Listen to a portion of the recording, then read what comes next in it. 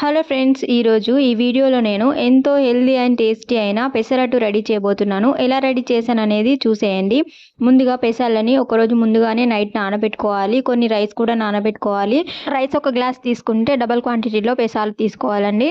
ఇప్పుడు ఒక మిక్సీ జార్లోకి నానబెట్టుకున్న పెసాలని ఈ రైస్ని కూడా వేసుకొని ఇందులోకి ఒక చిల్లీ యాడ్ చేసుకొని కొంచెం జీలకర్ర కూడా యాడ్ చేసుకోవాలి, తొందరగా డైజెస్ట్ అవ్వడానికి.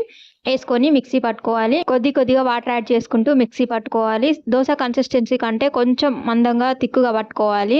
మిక్సీ పట్టుకున్నాక ఇందులోకి కొంచెం సాల్ట్ యాడ్ చేసుకొని ఇప్పుడు పెనం పెట్టుకోవాలి. పెసరట్టు వేసేటప్పుడు ప్యాన్ని ఎక్కువగా వేడి చేయకూడదు, అస్సలు రాదు వేయడానికి, గరిటె తిరగదు, పిండి కూడా అలాగే ముద్దగా వచ్చేస్తుంది. సో అందుకని ప్యాన్ని ఎక్కువగా వేడి చేయొద్దు. మధ్య మధ్యలో వాటర్ చల్లుకుంటూ కొంచెం ఆయిల్ వేసుకొని ఇలా దోశ వేసుకుంటే వస్తుంది. మీరు ఎప్పుడైనా ఇలాంటి ఐరన్ ప్యాన్లో దోశ వేసారా? ఈ ప్యాన్లో దోశ అయితే అస్సలు రాదండి. ప్యాన్ని వాష్ చేసి రుద్ది స్క్రబ్బర్తో రుద్ది ఇలాగైతే స్టార్ట్ చేశాను.